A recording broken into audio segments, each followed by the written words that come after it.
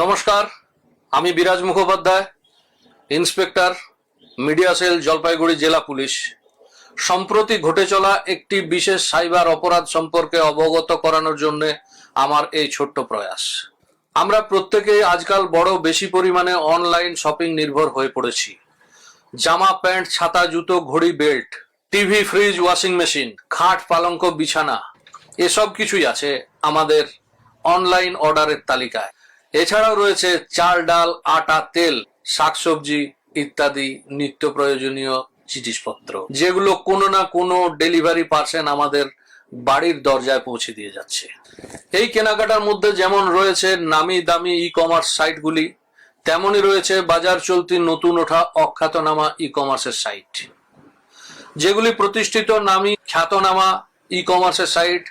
তাদের নিজস্ব delivery system আছে, কিন্তু যেগুলি ছোটখাটো বাজার চলতি, যেগুলি থেকে আমরা হামেশা অর্ডার করে থাকি, তাদের অনেক ক্ষেত্রে নিজস্ব ডেলিভারি সিস্টেম নেই। তারা নির্ভর করে থাকে প্রাইভেট কুরিয়ার বা সরকারি ইন্ডিয়া পোস্টের উপর। দ্বিতীয়ত, আমাদের অনলাইন কেনাকাটা এতটাই বেড়ে গেছে যে পরিবারের বিভিন্ন সদস্য একই ঠিকানায় বিভিন্ন সাইট থেকে বিভিন্ন জিনিসপত্র অর্ডার করে থাকেন, যা পরিবারের সবার নলেজে থাকে না। জালিয়াতরা সুযোগ নিচ্ছে ঠিক এই জায়গাটায়। এ পর্যন্ত যতগুলি প্রতারণার ঘটনা ঘটেছে, সবগুলিতে ইন্ডিয়া পোস্টের নাম ব্যবহার করা হয়েছে। তার মানে এই নয় যে ইন্ডিয়া পোস্টের নামেই প্রতারণাগুলি ঘটে চলবে। প্রতারণা ঘটতে পারে অন্য সমস্ত প্রাইভেট সংস্থাগুলির নাম নিয়েও। এখন বলি কি এবং কিভাবে ঘটছে এই প্রতারণা। আপনি আপনার মোবাইলে একটি মেসেজ পাবেন, যেটি আপাতভাবে মনে হবে ইন্ডিয়া পোস্টের থেকে মেসেজটি এসেছে। ওই মেসেজে বলা হবে ভুল অ্যাড্রেস থাকার কারণে আপনার পার্সেলটি ডেলিভারি করা যায়নি। নিচে দেওয়া লিঙ্কে গিয়ে আপনি আপনার ঠিকানাটি সঠিকভাবে যোগ করুন।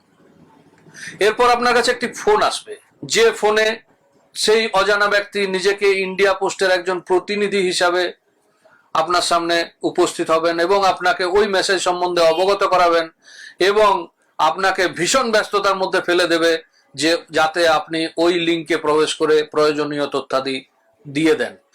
ওই লিঙ্কে ঢুকলে আপনি দেখতে পাবেন যে ইন্ডিয়া পোস্টের অনুকরণে তৈরি একটি ওয়েবসাইট, যেটি আপনি ইন্ডিয়া পোস্টের আসল ওয়েবসাইট বলে ভুল করে বসতে পারেন। এবং সেখানে রিডেলিভারির জন্য 50 টাকা, 100 টাকা সামান্য কিছু চার্জ করা হবে। ওই পেমেন্ট করার অপশন কেবলমাত্র ডেবিট কার্ড বা ক্রেডিট কার্ডের মাধ্যমে হবে। এবং এই ক্ষেত্রে ব্যস্ততার কারণে যদি আপনি ডেবিট কার্ড বা ক্রেডিট কার্ডের তথ্য, ওটিপি আপনি ওখানে ইনপুট করেন, তাহলে সেইগুলি সঙ্গে সঙ্গে হ্যাকারদের হাতে চলে যাবে এবং আপনার কষ্টে জমানো টাকা, কষ্টার্জিত রোজগার নিমেষের মধ্যে খালি হয়ে যেতে পারে। এখন বলি কিভাবে সাবধান থাকবেন, কিভাবে বাঁচবেন এই প্রতারণার হাত থেকে। প্রথমত জানাই, অনলাইনে যে সমস্ত কেনাকাটা করবেন, বিশেষত অনামা সাইটের ক্ষেত্রে, সেগুলি চেষ্টা করবেন যাতে পরিবারের প্রত্যেকের ধারণার মধ্যে থাকে। কোনো অবস্থাতেই অপরিচিত কোনো লিঙ্কে ক্লিক করবেন না, যেটা আমরা সর্বদাই বলে থাকি। আসল এবং নকল ওয়েবসাইট চিনুন, এদের মধ্যে পার্থক্য যথেষ্ট। নকল ওয়েবসাইট অনুকরণে তৈরি হওয়ার কারণে এদের ডিজাইন অত্যন্ত সাধারণ মানের হয়। অনেক ক্ষেত্রে বানান ভুল বা ব্যাকরণগত ভুল থাকে।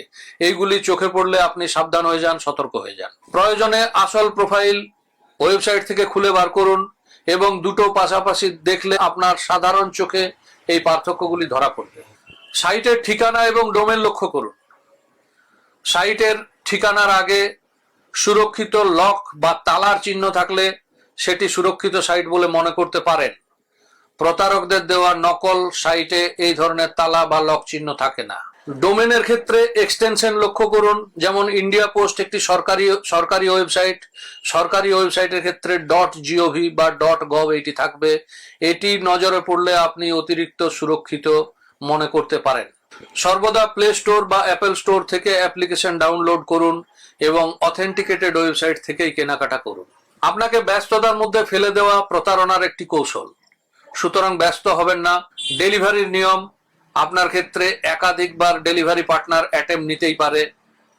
3 বার ডেলিভারি অ্যাটেম্প নেওয়ার পরেও যদি সেই পার্সেল ডেলিভারি না হয়, তাহলে সেই ক্ষেত্রে সেটি ফেরত যায়। সুতরাং আপনার পার্সেল এক্ষুনি ফেরত হয়ে যাবে, রিটার্ন চলে যাবে, এ ধরনের কোনো কথার মধ্যে পড়বেন না। কোনো কারণবশত প্রথম অ্যাটেম্পটে বা দ্বিতীয় অ্যাটেম্পটে ডেলিভারি না হলে সেই ক্ষেত্রে অতিরিক্ত কোনো চার্জ পে করতে হয় না, এটিও মাথায় রাখবেন। অসাবধানতাবশত প্রতারণার শিকার হয়ে পড়লে তৎক্ষণাৎ অতি সত্বর যত তাড়াতাড়ি সম্ভব নিকটবর্তী থানায় যোগাযোগ করুন। হ্যাঁ, নিকটবর্তী থানায় যোগাযোগ করুন। বর্তমান ভারতীয় আইনে আপনি যে কোনো থানায় আপনার অভিযোগ দায়ের করতে পারেন। পুলিশ অফিসার আপনার অভিযোগ নিতে বাধ্য থাকবে। জলপাইগুড়ি জেলা পুলিশের ফেসবুক, ইনস্টাগ্রাম এবং এক্স হ্যান্ডেল ফলো করুন। যে কোনো প্রয়োজনে আমাদের সঙ্গে যোগাযোগ করুন। আপনার প্রয়োজনে আপনার সম্পূর্ণ নাম ঠিকানা গোপন রাখতে আমরা অঙ্গীকারবদ্ধ। সাবধান থাকুন, সতর্ক থাকুন। প্রিয়জনদের জানানোর উদ্দেশ্যে এই ভিডিওটি বেশি বেশি শেয়ার করুন। জলপাইগুড়ি জেলা পুলিশ সর্বদাই আপনার সাথে আছে। ধন্যবাদ।